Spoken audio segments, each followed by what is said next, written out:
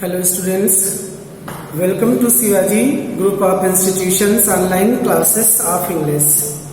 Students, I am A.K. Dwivedi and I think you must have enjoyed your holidays well. So today once again be ready for your study. Today I am going to explain you chapter number 3. That is a poem. Topic: the alarm clock. Okay, students. Today I will explain you third number chapter. That is a poem titled as the alarm clock. Alarm wali ghadi. Students, firstly, I would like to tell you what the poet want to explain in this poem. Students, in this poem, the writer talks about an alarm clock. Students, इस poem में writer एक alarm clock के बारे में बात करता है which irritates him too much. और ये alarm clock उसको बहुत ज्यादा इरिटेट करती है. He is extremely annoyed at this alarm clock and he doesn't like it. He doesn't like its ringing sound. He doesn't like its high-pitched volume, especially whenever he is enjoying his sleep. विशेष रूप से जब वो नींद में होता है, आराम कर रहा होता है, सो रहा होता है. And due to alarm clock, due to ringing sound of this alarm clock, the poet is compelled to get up from his bed. Poet alarm clock की deep sound को सुन करके उठने के लिए विवश हो जाता है, उठने के लिए बाध्य हो जाता है. And he doesn't like it at all. वो इसको बिल्कुल पसंद नहीं करता है. He also explains out what chaos an alarm clock has caused in his life. वो ये भी बताता है इस पोयम में कि अलार्म क्लॉक की वजह से उसके जीवन में कितना chaos means उथल पुथल, disturbance, what disturbance is created in his life. Okay, तो students, this is the main theme of the poem. So be ready, let us read it. What do I do with this alarm clock? First line of this poem. What do I do with this alarm clock? Poet अपने मन में प्रश्न कर रहे हैं, विचार कर रहे हैं कि वो इस अलार्म क्लॉक का क्या करे. Because he is extremely feeling irritated at the ringing sound of the alarm clock. I like it better when it's just about tick-tock. Poet कहता है कि जब अलार्म क्लॉक केवल टिक टॉक की साउंड करती है, when it works normally, when it doesn't make any ringing sound, poet likes it. But whenever it makes deep and sharp ringing sound, the poet is extremely confused. He is extremely irritated. He doesn't like it. वो इसे पसंद नहीं करता है और क्या सोचता है? I would throw it out of sight daily. I would throw it out of sight daily. कि वो रोज इसको, उसे लगता है कि रोज जब भी अलार्म क्लॉक बजती है, साउंड करती है, उसे लगता है कि वो इसको फेंक दे यहां से उठा करके. और step on it to crush it totally. उसे लगता है कि वो अलार्म क्लॉक को उठा करके कहीं फेंक दे या इसको अपने पैरों तले कुचल दे. क्रश मीन्स ब्रेक इट, कुचल देना, तोड़ देना. Okay students, this is the first stanza. Once again I will explain you. Poet alarm clock से बहुत ज्यादा इरिटेटेड होता है, specially when he is enjoying his sleep. He is compelled to get up but he doesn't like its sharp ringing sound.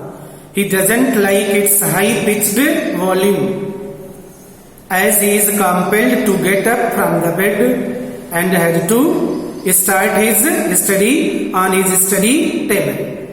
That's why he sometimes thinks that he should break this alarm clock. He should crush it under his feet or throw it somewhere. Okay. Now, second stanza. It's a bulldozer. Poet कहता है alarm clock की आवाज उसे ऐसे लगती है as if sound made by bulldozer, जैसे कि एक बुलडोजर में बहुत तेज आवाज होती है. तो he doesn't like its irritating sound. Its irritating sound is just like a bulldozer, very high pitched. That bothers me so. Bothers means annoys, irritate. ये साउंड सुन करके पोट बहुत ज्यादा इरिटेट होता है, बहुत ज्यादा वो उसको मतलब गुस्सा आता है.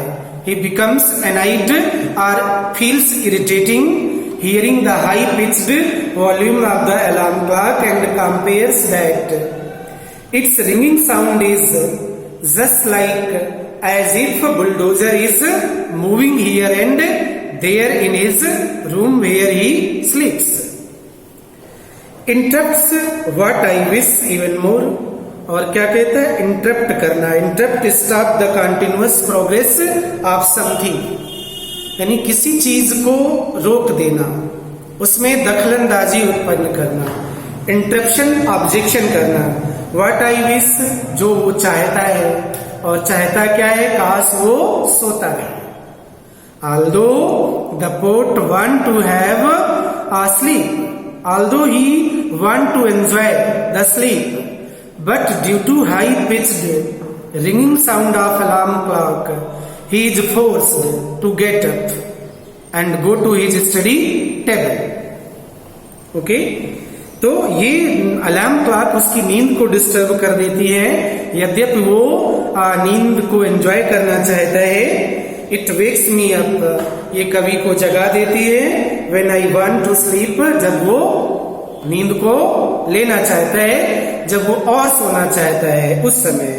Forces me away from the toy heap, और उसको फोर्स करना, पुश करना, कंपेल करना. From the toy heap. Toy heap, that means bed where he is laying with his toys, यानी अपने बिस्तर पर टॉयज के साथ जहां पर वो लेटा होता है वहां से उसको उठना पड़ता है. Here the poet explains his experience of alarm clock in his room. He says that he doesn't like the high-pitched ringing volume or sound of the alarm clock because it is irritating, it is annoying. He is compelled to get up. Alarm clock creates disturbance of his sleep, although he wants to enjoy the sleep, but he is compelled to get up early, hearing the alarm clock ringing sound. Although he wants that he should take a little more sleep, but he is not able to do it. He has to get up early, and this he doesn't like. Now third stanza. I know I am muttering and grumbling. Muttering and grumbling. Muttering meaning is given to backside of your book. Expressing a complaint or dissatisfaction privately. Expressing a complaint मतलब शिकायत के लहजे में कुछ हम लोग बड़बड़ाते हैं, शिकायत करता है. Grumbling, muttering and grumbling are same words. Complaining or protesting. Okay? Poet शिकायत करता है, बुदबुदाता है कुछ ऐसे कि जैसे मानो वो शिकायत कर रहा हो.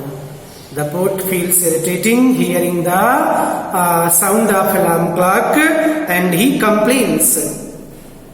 But it's better than its high-pitched tring tring sound होती है ना, वो कहता है, क्या सोचता है, it is better than its high pitched tring, यानी जो वो बड़बड़ा रहा है ये अलार्म क्लॉक से तो कहीं अच्छा ही है। I can't bear the site of its orange faced smile, और जब पोट की नींद खुल जाती है, वो नींद से जाग जाता है, तो अलार्म क्लॉक को देख करके क्या कहता है, I can't bear the sight, bear means tolerate करना, सहन करना, sight means see, it's orange faced smile, alarm clock orange colour की थी, तो वो कह रहा है कि ये ऑरेंज कलर की अलार्म क्लॉक का जो फेस है वो देख करके उसे गुस्सा आता है, वो इसको लाइक नहीं करता है। The poet says that he doesn't like alarm clock, the face of it was orange coloured, he can't bear it any more, that pushes me to study table and the book pile, क्योंकि alarm clock की ringing sound को सुन करके कवि को उठना पड़ता है, जागना पड़ता है और अपनी स्टडी टेबल पर जाकर के पढ़ाई करनी पड़ती है ना। The poet says that due to alarm clock, due to ringing sound of alarm clock, he is forced to get up from his bed and he had to go to his study table and had to study the books, though he doesn't like it. So he says, क्या कहते हैं, I wish I could make its needle my hands. सोचता है काश वो इस alarm clock की needle को क्या करे, इसके जो हैंड्स होते हैं उनको निकाल दे, क्विट निकाल फेंके, the continuous tick tock bit by bit, ताकि इसकी जो कंटिन्यूअस टिक टॉक होती, बिट बाई धीरे धीरे धीरे धीरे उसकी अलार्म की जो साउंड होती है बढ़ती रहती है, वो खत्म हो जाए और उसकी नींद डिस्टर्ब ना हो। वो सोचता है कि इसके नीडल के हैंड्स को वो फेंक दे, निकाल दे। The poet wishes that if he could take out the hands of alarm clock so that it couldn't work, it couldn't ring at the fixed time, वो चाहता है कि इन हैंड्स को निकाल दे ताकि ये एक प्रॉपर टाइम पर रिंगिंग साउंड क्रिएट न कर पाए।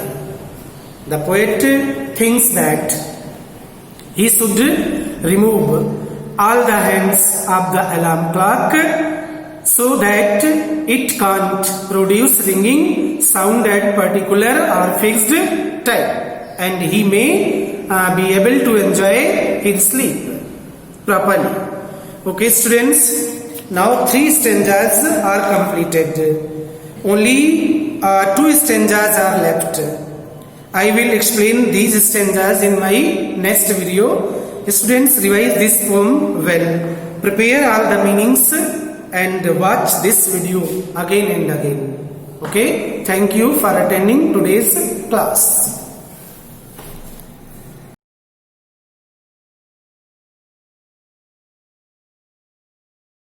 Good morning student, welcome to Shivaji Group of Institution online classes. Student, today we are going to start a new chapter which is force. And this chapter is divided into 2 units. Now today we will discuss its first unit, which is force and its effect. Force and its effects. So student, what is force? Force is a cause when applied on a stationary body which is free to move, can produce motion in it, and if applied on a moving body can change both speed and direction of the motion. For example, a moving car slows down on applying brakes on it, and a grass roller initially at rest when pulled begins to move, etc. So by all the above statement we can say that force is that cause force is that cause which changes the state of a body. State of a body, whether it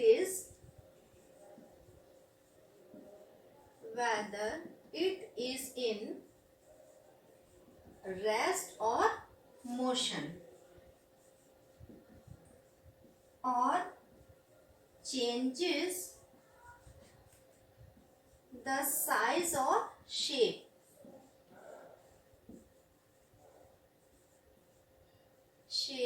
Of the body.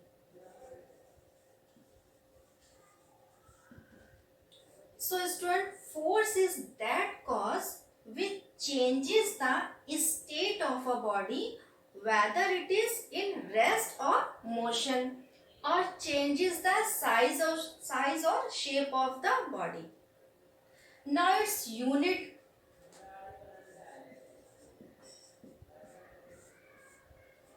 Student, the unit of force is Newton in SI system.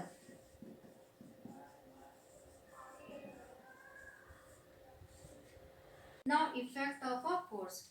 Student, when you apply a force on a body, it can have the following effects. First is a force can move a body originally at rest. And second point is a force can stop a moving body.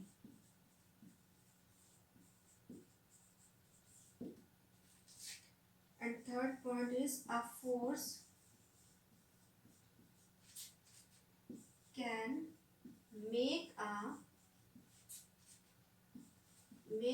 moving body to move faster.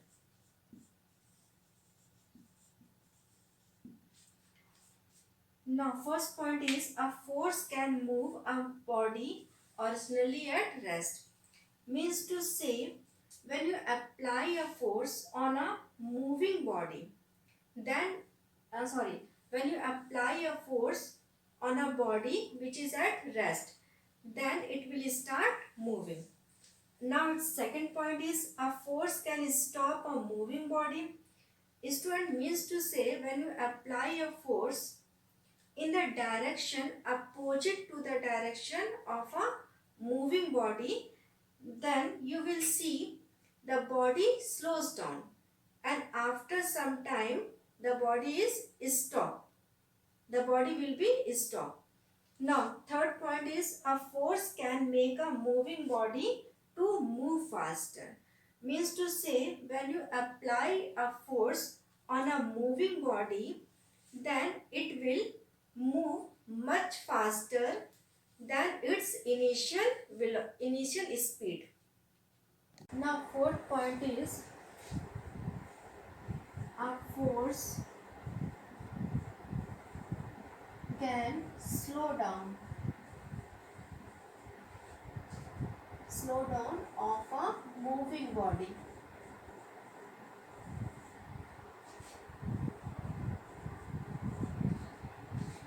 Fifth point is a force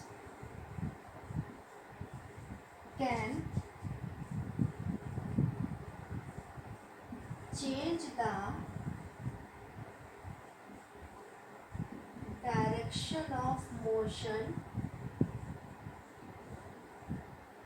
of a moving body.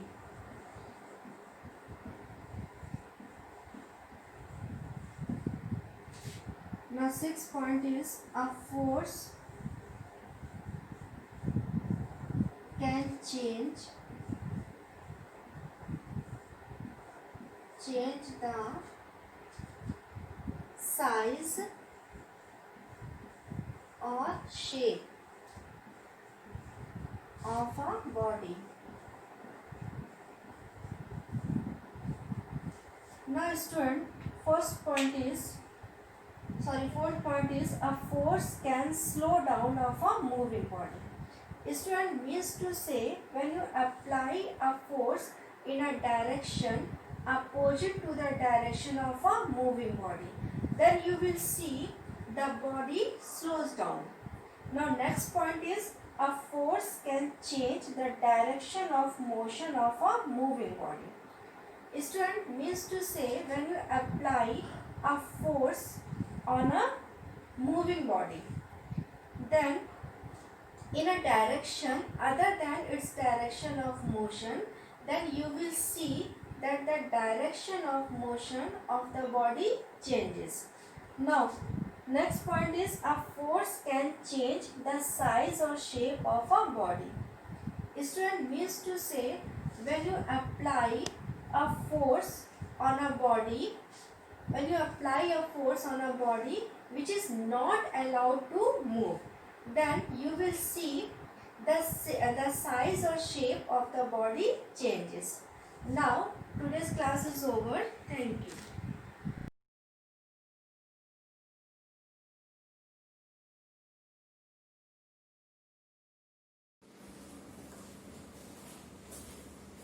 Hello students, good morning. Welcome to the online classes of Shivaji Group of Institution. Today we will discuss the chapter Elements, Compound and Mixture. This is the theme 2 first unit, है ना? ये theme 2 का पहला unit है आपका element, compound और mixture. इस chapter को स्टार्ट करने से पहले हम आपको कुछ ये जो इसमें वर्ड्स लिखे हुए हैं ना, एलिमेंट्स, कंपाउंड और मिक्सचर, इसका वर्डली मीनिंग बता देते हैं हम आपको. उसके बाद स्टार्ट करते हैं. ठीक है, सबसे पहला जो दिखा है आपको वो है बेटा एलिमेंट.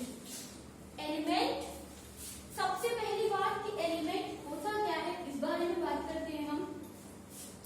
तो एलिमेंट क्या होता है कि हर प्योर सब्सटेंस, एलिमेंट क्या है, प्योर सब्सटेंस, ऐसा हर प्योर सब्सटेंस जो कि और ना टूट पाए, that cannot be broken into two or more pure substance, यानी कि एलिमेंट क्या है, पहली बात तो वो प्योर सब्सटेंस है और ऐसा प्योर सब्सटेंस है जिसको आप फर्दर ब्रेक नहीं कर सकते दो या दो से ज्यादा प्योर सब्सटेंसेस में किसी भी केमिकल मींस के थ्रू, तब हम उसे कहते हैं एलिमेंट. यानी कि मैंने आपको क्या बताया कि एलिमेंट क्या है. Element is any pure substance which cannot be broken into two or more pure substances by any chemical means is called an element. ठीक है, अगर in simple language हम आपको बताएं तो कह सकते हैं कि element क्या है, the substance which is made from only one type of atom is called element. यानी कि जैसे मान लीजिए अगर आप आयरन के एलिमेंट की बात कर रहे हो, आयरन क्या होता है बेटा, आयरन की रॉड सबने देख रखी है, आयरन के बहुत सारे आर्टिकल्स आपके घर पे होंगे, है ना. आयरन बेसिकली, आयरन क्या है लोहे को हम बोलते हैं, और आयरन का जो केमिस्ट्री में सिंबल होता है बेटा वो पता है Fe. क्या होता है Fe, यानी आयरन एक ऐसा मटेरियल हुआ कि जिसमें सिर्फ और सिर्फ यही वाले आइटम है. तो हम कह सकते हैं कि एलिमेंट क्या होता है बच्चा, element is any pure substance that cannot be broken into two or more pure substances, या फिर element is the material, is the substance which having only one kind of atom. Got it? इतनी बात समझ में आई? अच्छा, तो अब हमने बता दिया कि एलिमेंट क्या होता है. उसके बाद देखो बेटा जो केमिस्ट्री होती है ना, उसमें एलिमेंट्स को सिंपल के फॉर्म में लिखते हैं. अब मान लीजिए आपको हाइड्रोजन लिखना है, तो हाइड्रोजन लिखने के लिए अगर आप ऐसे लिखोगे है ना, तो बहुत टाइम वेस्ट होगा. तो केमिस्ट्री क्या करती है, इसको सिंबलाइज कर देती है और H लिख देती है, मान लेती है हाँ ये हाइड्रोजन है. उसी तरीके से अगर आपको ऑक्सीजन लिखना है तो बजाय इसके कि OXYGEN पूरा लिखे, वो क्या करते हैं उसमें सिर्फ O लिख देते हैं. इसका मतलब होता है कि ये ऑक्सीजन है और ये अंडरस्टूड होता है. तो सिंबल ऑफ एलिमेंट क्या है बेटा, ये शॉर्ट रिप्रेजेंटेशन है किसी भी चीज का, यानी हम कह सकते हैं मैथमेटिकल एक्सप्रेशन है. ठीक है, सिंबल से क्या होता है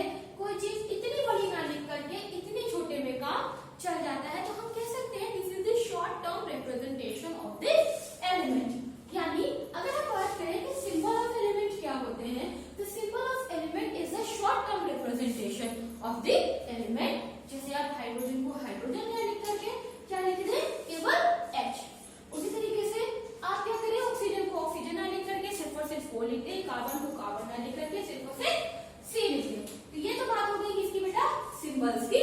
अब आगे बढ़ते हैं कि सिंबल बनते कैसे हैं केमिस्ट्री में, किसने दिए, किस तरह से आए। तो देखो जो जनरली सिंबल होता है बेटा, है ना, generally symbols are represented by first letter of its name. जैसे कि आप यहाँ देख रहे हो, फर्स्ट लेटर इसका क्या है, O, यही इसका सिंबल हो गया। तो मोस्टली क्या है, जितने एलिमेंट्स हैं उनके पहले एलिमेंट को ही उनका सिंबल दे दिया गया, ठीक है। तो जनरली क्या है, सिंबल्स को जो रिप्रेजेंट कर रहे हैं उनके पहले लेटर से कर रहे हैं, and that too first letter, यानी कि वो जो पहला लेटर है that should be in the capital letter, है ना, इनको कैपिटल फॉर्म में ही होना चाहिए। दूसरी बात ये होगी बेटा, यानी कि मैंने आपको बताया कि जो भी जनरली जो सिंबल्स को हम एलिमेंट्स को जो हम सिंबलाइज कर रहे हैं, ठीक है, तो वो मेनली उसका जो पहला लेटर होता है उससे ही उसको सिंबलाइज करते हैं। दूसरी बात, वो पहला लेटर आपका कैपिटल लेटर होना चाहिए। इतनी बात समझ में आई। अब नेक्स्ट में क्या, अगर मान लो O से तो आपने ऑक्सीजन ले दिया, कोई और एलिमेंट आ गया जिसका भी पहला लेटर O है, तब क्या करेंगे। अब तो इस कंडीशन में जैसे H से हाइड्रोजन है, दूसरा और एलिमेंट आ गया, उसका भी यही है, जैसे हाइड्रोजन के बाद आता है हीलियम, इसका पहला लेटर क्या है बेटा, H है। तो H तो आप पहले ही देख चुके हैं, आप दूसरा भी अगर आप H दोगे तो कैसे डिफरेंशिएट हो पाएगा। तब उस केस में क्या करते हैं, कभी कभी जब एक ही लेटर से दो चीजें स्टार्ट होने लगती है तो क्या करते हैं, फर्स्ट और सेकंड ले लेते हैं, फर्स्ट और सेकंड ले लेते हैं लेटर, है ना, नाम का पहला और दूसरा, या हम करते हैं क्या, सेकंड और थर्ड ले लेते हैं, या हम करते हैं क्या, पहला और बीच का कोई भी लेटर ले सकते हैं। तो सिंबलाइज करने के लिए एक जैसे ही सिंबल कई सारे ना हो जाएं, इसके लिए हम क्या करते हैं कि पहला दूसरा ले लिया, पहला तीसरा ले लिया, दूसरा तीसरा ले लिया, या फिर जिस हिसाब से आपको कन्वीनियंट लगे उस हिसाब से आपने रख लिया, ठीक है। तो ये हो गई बात इसकी सिंबल्स ऑफ एलिमेंट की।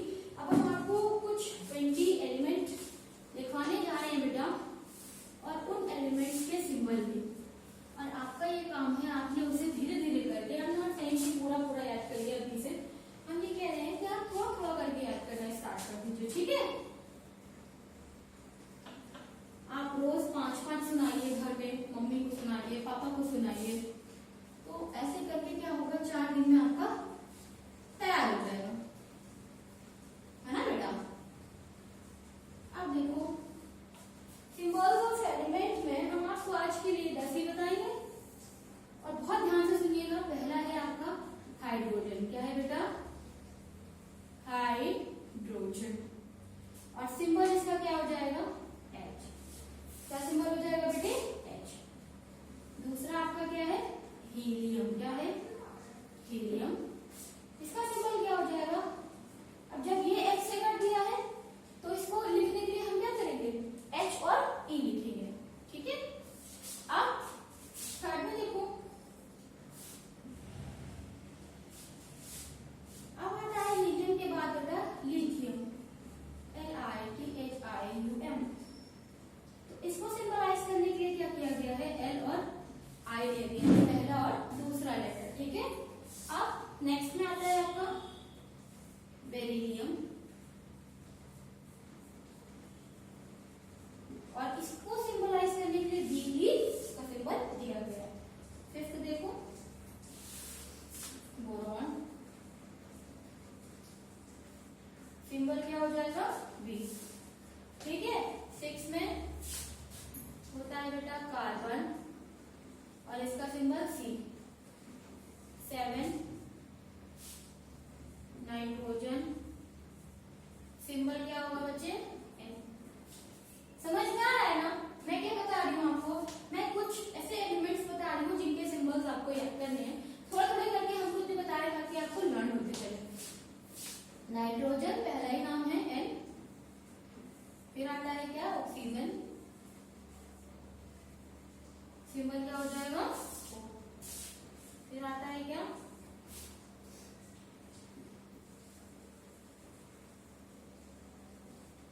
फ्लोरीन, S हो जाएगा। और लास्ट में जो आपका 10th नंबर का है वो है नियॉन बेटे, क्या है वो, नियॉन, और सिंबल इसका, क्योंकि N आप नाइट्रोजन को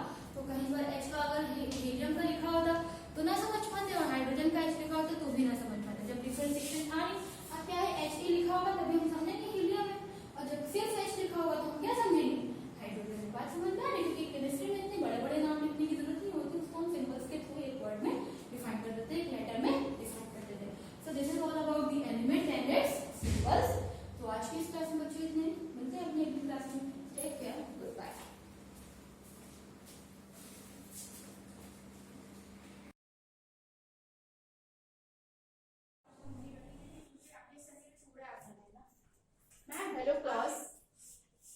Welcome to you Shivaji Group of Institutions online classes.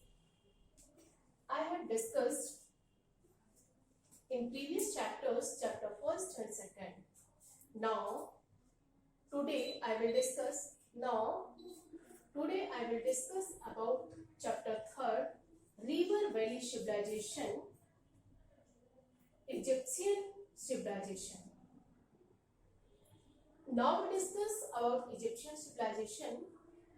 कि people along Africa's Nile River formed a rich and prosperous civilization.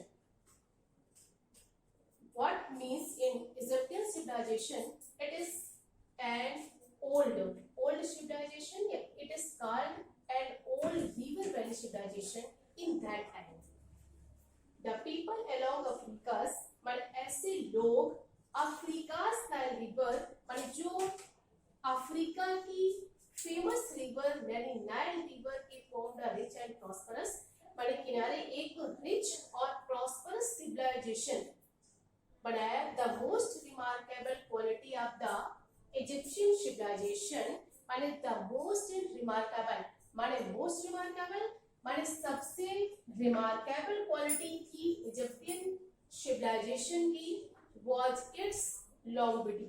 माने जो क्या थी longevity माने जो सबसे ज्यादा टाइम पीरियड के लिए थी. Now students कि the Egyptian civilization was its longevity यानी for a long period. That's clear. It lasted for more than 2000 years and left a lasting influence on the world.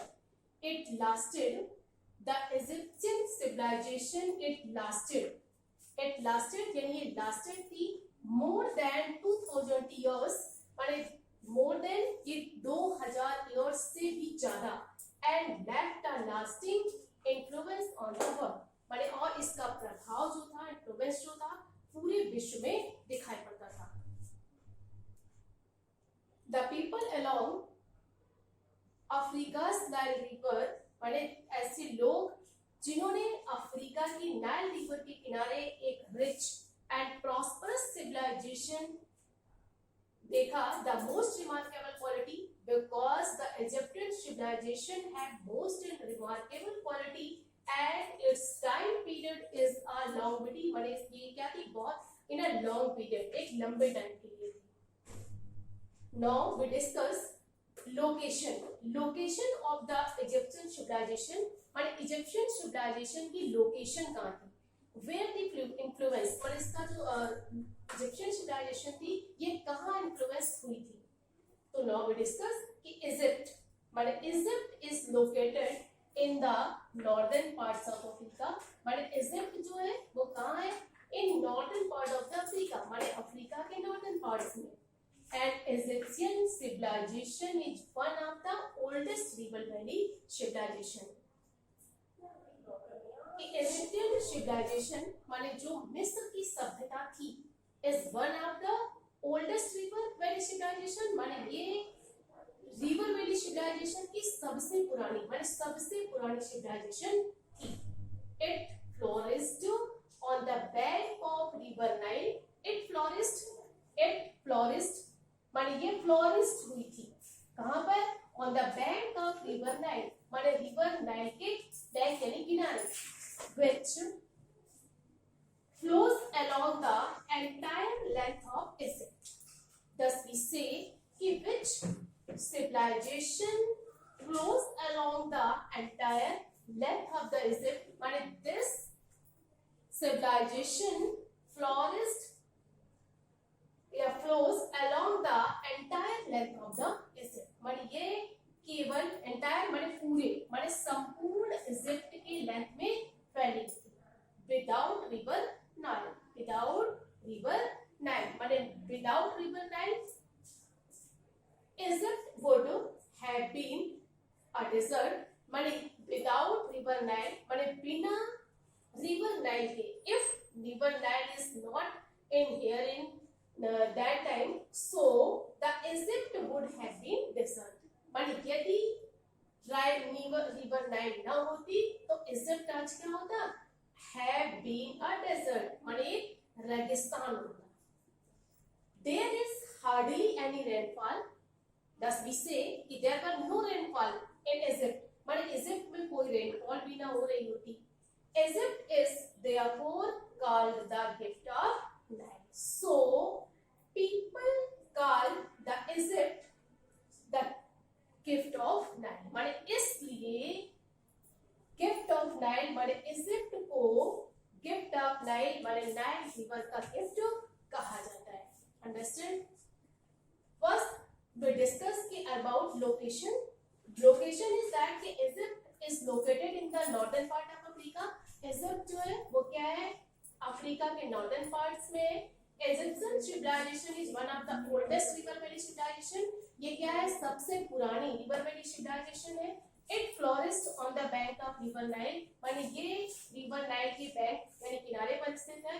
Which flows along the entire length of the Egypt. माने ये पूरे Egypt के entire माने length में फैली हुई है. Without river Nile माने बिना river Nile के Egypt would have been a desert. माने ये क्या होता है, desert होता. There is hardly any rainfall in Egypt.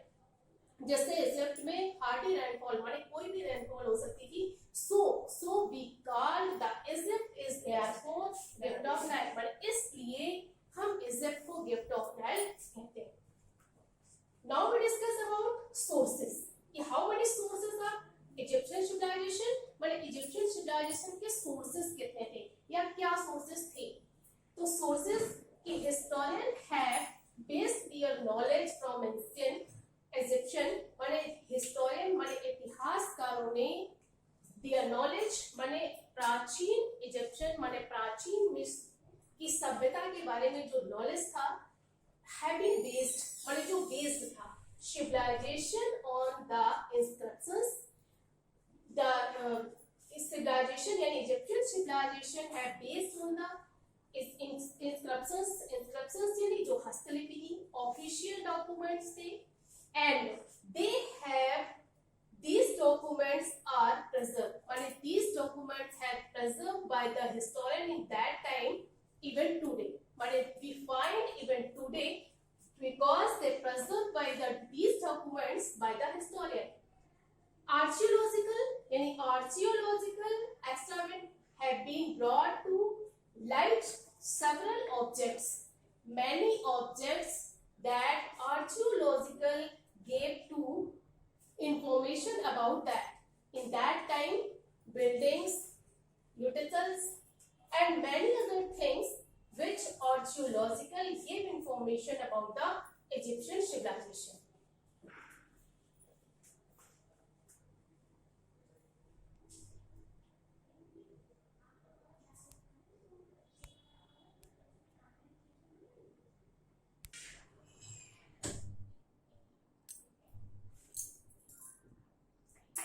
Now students, we discuss Egyptian civilization kingdoms. The condition of kingdoms in Egyptian civilization. Now we discuss Egyptian history is divided into 3 periods. In that time, Egyptian history, Egyptian history जो थी divided into 3 periods. 3 periods में divided थी. First, Old Kingdoms. Old Kingdoms time period is 3000 BCE. BCE मतलब before Common Era. The Old Kingdoms time period is 3000 BCE to 2000 BC. यानी 3000 Common Era से लेकर 2000 BC Common Era तक था. Also, this period is known as the period of pyramids. पर इस periods को हम period of pyramids के नाम से भी जानते हैं. तो now students, point number first is Old Kingdoms, which is known as the period of pyramids. Point number second is that the Middle Kingdoms.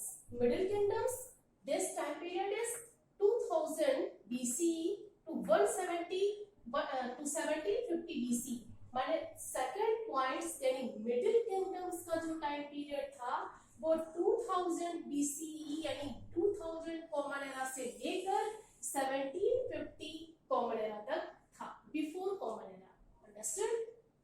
During this period trade expanded, during this period माने in Egypt, माने this period trade expanded माने जो व्यापार था काफी अच्छे से expand हो रहा था। It ends came about with the invasion of Hyksos, but its ends, but इसका जो अंत था came about with the invasion of Hyksos, but Hyksos के इन्वेशन के दौरान ये एंड हो गया था। हु कन्क्वायर्ड द इजिप्शियन, माने जिसने इजिप्शियन को कन्क्वायर किया था। पॉइंट नंबर थर्ड इज कि न्यू किंगडम्स, न्यू किंगडम्स यानी new kingdoms time period is 1580 BC, माने this periods is also known as the new kingdoms and time period is 1580 BC, माने before common era, माने 1580 before common era से लेकर 1085 before common era तक था। This period lasted for about 5 centuries, माने ये period जो था इसका लास्ट जो था वो 5 centuries तक हुआ था। After Egyptian kings regained their lost territory, माने जिससे जितने भी इजिप्शियन किंग्स थे उन्होंने अपनी lost their territory माने अपने टेरिटरी को लॉस कर दिया था। This period saw great heights, so thus we say the new middle kingdoms period saw great heights and net worth of the Egyptian kings reached on its peak. Now, students, I have discussed the Egyptian civilization, its sources, its location, and its kingdoms. Tomorrow, I will teach you many other topics of these chapters. Thank you for attending this class.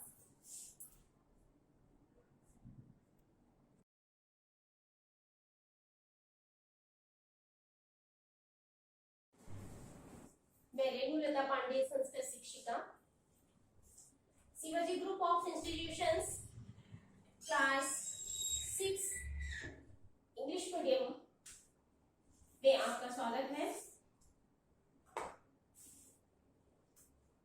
6 English medium की class में बच्चों, previous video में आप chapter 1 और chapter 2 complete कर चुके हैं। आज मैं चैप्टर 3 स्टार्ट कर रही हूँ जिसका नाम है व्याकरण पुनरावृत्ति पार्ट 3। ओके, इसके पहले की वीडियोस में बच्चों आपने वर्णमाला के बारे में ज्ञान प्राप्त किया कि वर्ण कितने होते हैं। वर्ण के 3 भेद मैंने बताए थे आपको, एक बार मैं फिर से रिवाइज कर देती हूँ जिसे कंटिन्यूएशन में आप आ जाए।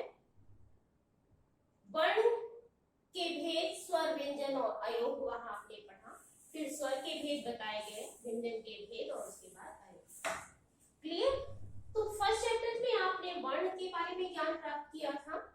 फिर चैप्टर 2 में आपने पढ़ा था संस्कृत में कितने लिंग होते हैं। कितने लिंग होते हैं? संस्कृत में 3 लिंग होते हैं, पुल्लिंग, स्त्रीलिंग और नपुंसक। ठीक है? संस्कृत में वचन भी 3 होते हैं, एक वचन, द्विवचन और बहुवचन। तो पिछले 2 चैप्टर्स में आपने इन टॉपिक्स के बारे में पढ़ा। अब आइए बच्चों चैप्टर 3 में, इसमें आप पढ़ेंगे संस्कृत में पुरुष कितने होते हैं। इसके पहले भी हम बात करते हैं कि भाषा के 3 अंग होते हैं। पहले ये समझ लीजिए, किसी भी भाषा, सिर्फ संस्कृत भाषा नहीं, किसी भी भाषा के 3 अंग होते हैं। वो कौन से होते हैं? पहला होता है विषय, दूसरा श्रोता और तीसरा वक्ता। ये 3 अंग होते हैं। विषय यानी जिस सब्जेक्ट पे, जिस टॉपिक पे हम बात कर रहे हैं, तो भाषा का प्रयोग करने के लिए पहले हमें विषय चाहिए, तो ये पहला पार्ट हो गया। फिर दूसरा है श्रोता। श्रोता यानी सुनने वाला, यानी जिस विषय पर हम बात कर रहे हैं उसे सुनने वाला भी कोई, तो ये इसका तीसरा पार्ट हो गया, सॉरी दूसरा पार्ट हो गया श्रोता यानी सुनने वाला। फिर आइए तीसरे अंग पर यानी थर्ड पार्ट पर वक्ता, वक्ता यानी बोलने वाला। तो इस तरह से भाषा के 3 अंग हो गए, यानी हमें विषय चाहिए, श्रोता चाहिए और वक्ता चाहिए। तो इस तरह से बच्चों ये भाषा के 3 अंग हुए। इसके बाद हम दूसरे पॉइंट पे आते हैं, संस्कृत में 3 पुरुष होते हैं। नंबर 1 प्रथम पुरुष, नंबर 2 मध्यम पुरुष और नंबर 3 उत्तम पुरुष।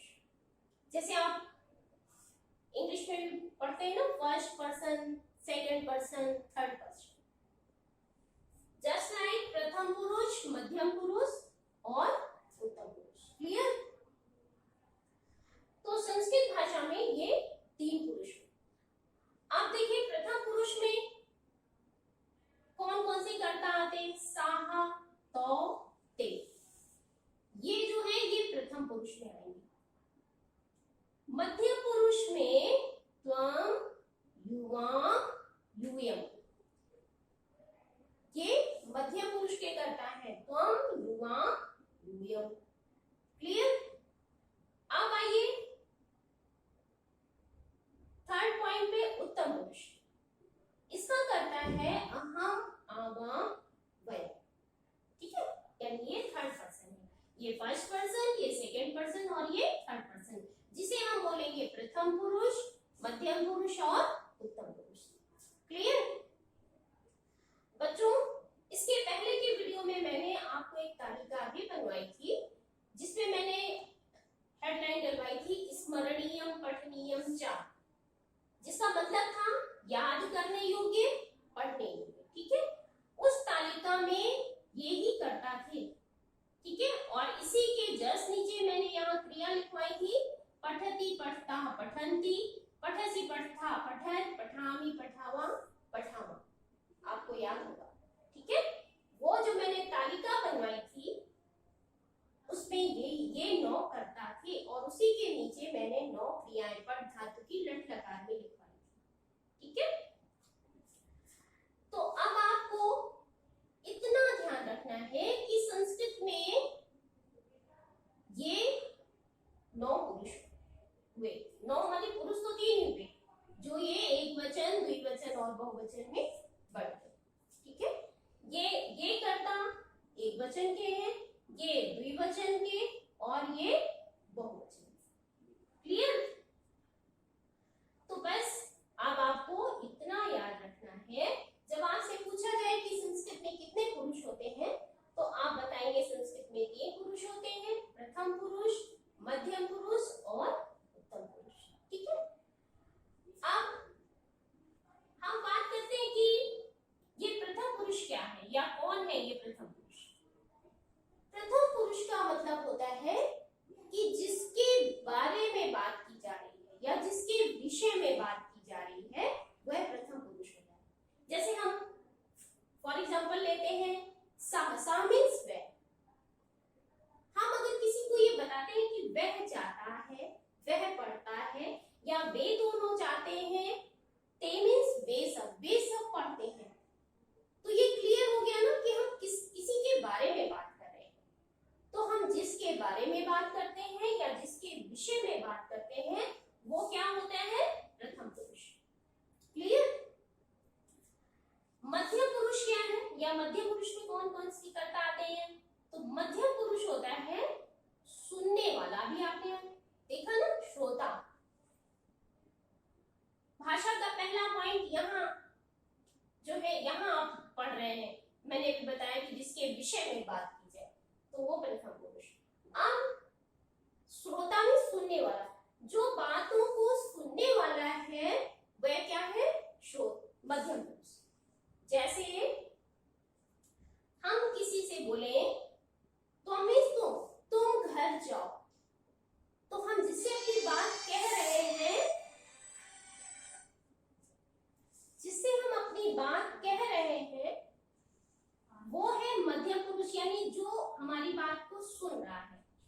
उसमें आएगा त्वम, युवां, यूयम्।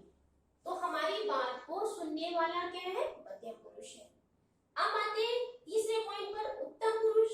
उत्तम पुरुष वक्ता होता है। ये वक्ता यानी बोलने वाला, स्पीकर। बोलने वाला अहम आवाम वयम्, जैसे कि अहम गृहम गच्छामि, मैं घर जाता हूं। तो यहाँ पर क्या है? मैं बता रहा हूं ना कि मैं घर जाता हूं या मैं घर जा रहा हूं। तो यहाँ पर वक्ता कौन है? अहम। ठीक है, हम दोनों पढ़ रहे हैं, हम सब घर जा रहे हैं या हम सब पुस्तकालय में पढ़ रहे हैं। तो ये जो सब्जेक्ट है, ये जो करता है, ये क्या है? उत्तम पुरुष में आएंगे। ठीक है, वक्ता है, ये तीनों वक्ता है यानी अपनी बात को कहने वाले।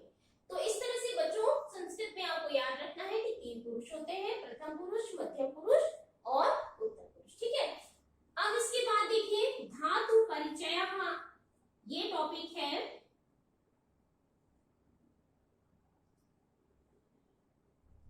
धातु परिचय। धातु का मतलब होता है क्रिया। ठीक है, ये जो धातु शब्द दिया है, धातु मीन्स क्रिया होता है यानी वर्ब। ठीक है, आपकी बुक में पेज नंबर में देखिए, पेज नंबर 19 पर आप देखिए कि क्रिया के मूल रूप को हम धातु कहते हैं। ठीक है, जैसे खाना, पीना, सोना, जगना, नाचना, कूदना, पढ़ना, ये सब क्या है? ये धातु है, क्रिया है। क्लियर? और संस्कृत में धातु के रूप ही चलते हैं, जैसे शब्द के रूप चलते हैं वैसे ही धातु के रूप भी चलते हैं। जैसे पठ मीन्स पढ़ना, तो रूप चलेगा पठति, पठता, पठन्ति, ये लट लकार। ठीक है, और मैंने आपको पहले की वीडियोस में ये भी बताया कि संस्कृत में लकारें भी 5 होती हैं, लट लकार, लंग लकार, लोट लकार, विधिलिंग और लिट लकार। ठीक है, तो बच्चों ये जो मैंने इतना आज आपको पढ़ाया है, ये इसे आप पढ़ेंगे, समझेंगे। ठीक है, और आप अपनी बुक में पेज नंबर 19 से लेकर के 19, 20, 19 के बाद 21 पेज में देखिए बहुत सारी धातुएं दी हैं, मूल धातु, अर्थ और उनके तीनों वचनों में रूप लिखे हैं। ठीक है, तो इन सभी धातुओं का रूप आपको पढ़ना है, समझना है। जैसे मूल धातु पठ है, तो पठ का अर्थ भी लिखा हुआ है पढ़ना, और इसके बाद इसके तीनों वचनों में रूप भी लिखे, पठति, पठता, पठन्ति। तो आप इस पेज की अच्छी तरह से रीडिंग लगाएंगे, इसको समझेंगे। हर धातु का अर्थ भी आपको पता होना चाहिए, जैसे कि गम, गम मीन्स जाना, ब्रैकेट में उसका जो है अर्थ भी लिखा हुआ है। तो आप धातु, मूल धातु पढ़े, उसका अर्थ समझे और उसका रूप कैसे चलता है ये भी आप याद करें। तो बच्चों ये चैप्टर 3 आपका कंप्लीट हो रहा है। अब इसके बाद मैं नेक्स्ट वीडियो में चैप्टर 3 की एक्सरसाइज चालू कराऊंगी। ठीक है बच्चों, तो तब तक जितना मैंने आपको समझाया है ये आपको अच्छी तरह से रीड करना है, लर्न करना है। आप ध्यान से पढ़ेंगे, इन्हें पढ़ें, फिर ये धातु। ठीक है, धातु परिचय यानी क्रिया। तो संस्कृत में जो भी धातुएं हैं वो आपकी